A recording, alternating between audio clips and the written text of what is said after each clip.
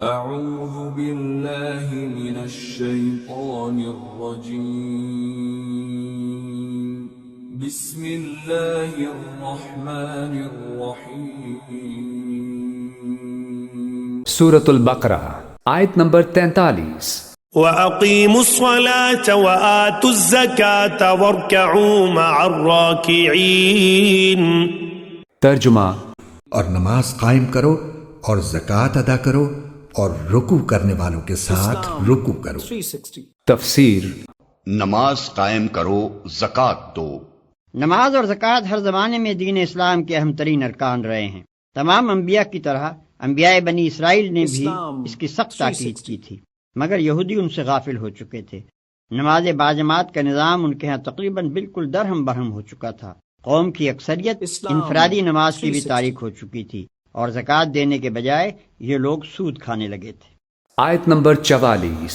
أَتَأْمُرُونَ النَّاسَ بِالْبِرِّ وَتَنْسَوْنَ أَنفُسَكُمْ وَأَنْتُمْ تَتْلُونَ الْكِتَابَ أَفَلَا تَعْقِلُونَ۔ ترجمہ: کیا تم دوسرے لوگوں کو تو نیکی کا حکم دیتے ہو اور خود اپنے آپ کو بھول جاتے ہو؟ حالانکہ تم کتاب کی تلاوت بھی کرتے ہو، کیا تمہیں اتنی بھی سمجھ نہیں؟ تفسیر: أَتَأْمُرُونَ النَّاسَ بِالْبِرِّ وَتَنْسَوْنَ أَنفُسَكُمْ۔ کیا تم لوگوں کو نیکی کا حکم دیتے ہو، تقویٰ کی، پارسائی کی تعلیم دیتے ہو؟ میں کہہ رہا ہوں نا کہ اصل میں مخاطب کون ہے؟ علماء یہود۔ اس آیت سے ثابت ہو گیا عالم ہمارا بھی جب بھی کھڑا ہوگا اونچے سے اونچا بات کہے گا، اعلیٰ سے اعلیٰ بات کہے گا۔ اکثر و بیشتر کا حال یہ ہے کہ ان کا اپنا کردار دیکھیے تو کوئی مناسبت ہی نہیں اس سے کہ جو وہ بات کہہ رہا ہے، جو لوگوں کو دعوت دے رہا ہے اس پر خود عمل نہیں۔ تو یہی در حقیقت علماء یہود کا کردار بن چکا تھا۔ أَتَأْمُرُونَ النَّاسَ بِالْبِرِّ وَتَنْسَوْنَ أَنفُسَكُمْ۔ کیا تم لوگوں کو نیکی کا حکم دیتے ہو اور خود اپنے آپ کو بھول جاتے ہو؟ وَأَنْتُمْ تَتْلُونَ الْكِتَابَ۔ اور یہ سب کچھ تم کر رہے ہو اس حال میں کہ کتاب پڑھتے بھی ہو، تورات پڑھتے ہو، صاحب تورات ہو۔ ہمارے بھی بہت سے علماء کا، علماء سو جنہیں ہم کہتے ہیں، حال یہ ہو چکا ہے، خود بدلتے نہیں قرآن کو بدل دیتے ہیں۔ ہوئے کس درجہ فقیہان حکم بے توفیق۔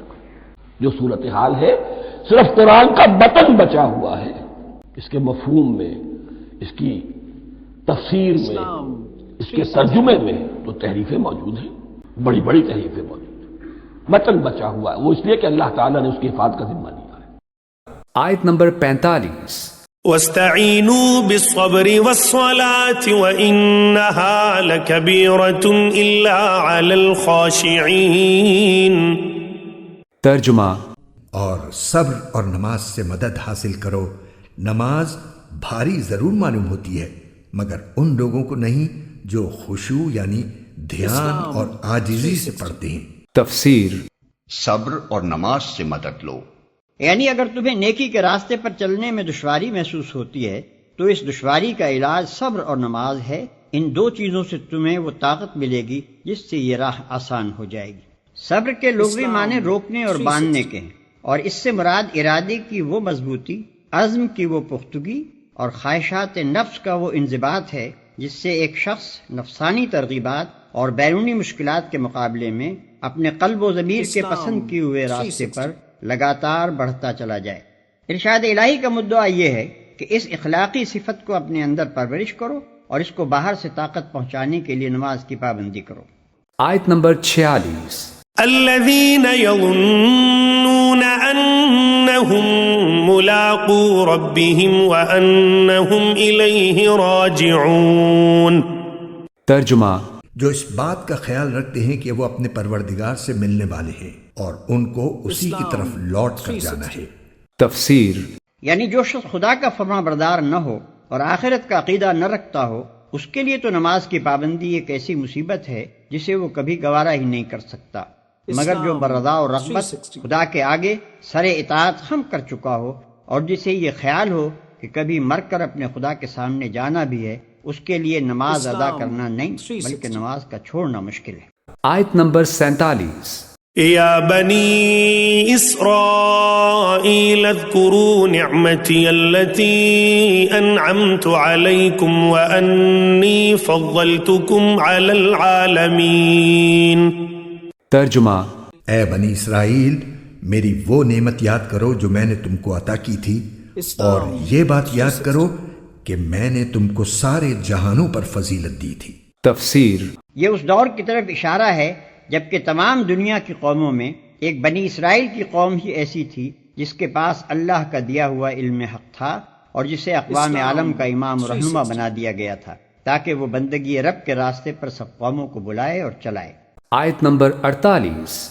واتقوا يوما لا تجزي نفس عن نفس شيئا ولا يقبل منها شفاعة ولا يؤخذ منها عدل ولا هم ينصرون۔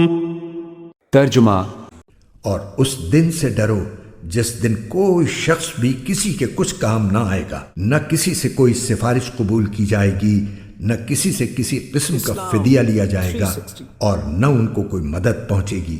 تفسیر بنی اسرائیل کے بگاڑ کی ایک بہت بڑی وجہ یہ تھی کہ آخرت کے متعلق ان کے عقیدے میں خرابی آ گئی تھی۔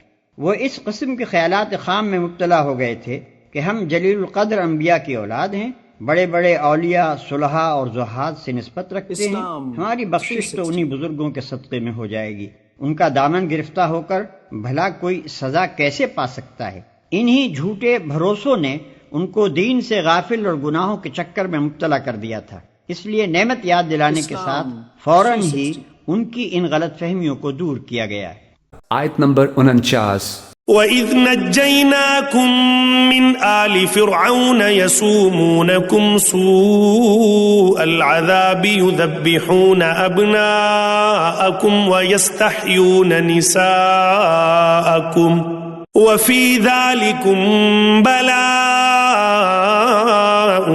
مِّن رَّبِّكُمْ عَظِيمٌ۔ ترجمہ اور وہ وقت یاد کرو جب ہم نے تم کو فرعون کے لوگوں سے نجات دی جو تمہیں بڑا عذاب دیتے تھے، تمہارے بیٹوں کو ذبح کر ڈالتے اور تمہاری عورتوں کو زندہ رکھتے تھے، اور اس ساری صورتحال میں تمہارے پروردگار کی طرف سے تمہارا بڑا امتحان تھا۔ تفسیر فرعون مصر کا بادشاہ تھا جہاں بنی اسرائیل بڑی تعداد میں آباد تھے اور فرعون کی غلامی میں دن گزار رہے تھے۔ فرعون کے سامنے کسی نجومی نے یہ پیشن گوئی کر دی تھی کہ اس سال بنی اسرائیل میں ایک شخص پیدا ہوگا جو اس کی بادشاہی کو ختم کر دے گا۔ یہ سن کر اس نے حکم دے دیا کہ اسرائیلیوں میں جو کوئی بچہ پیدا ہو اسے قتل کر دیا جائے، البتہ لڑکیوں کو زندہ رکھا جائے تاکہ ان سے خدمت لی جا سکے۔ اس طرح بہت سے نوزائیدہ بچے قتل کیے گئے، اگرچہ حضرت موسیٰ علیہ السلام اسی سال پیدا ہوئے مگر اللہ تعالیٰ نے ان کو محفوظ رکھا۔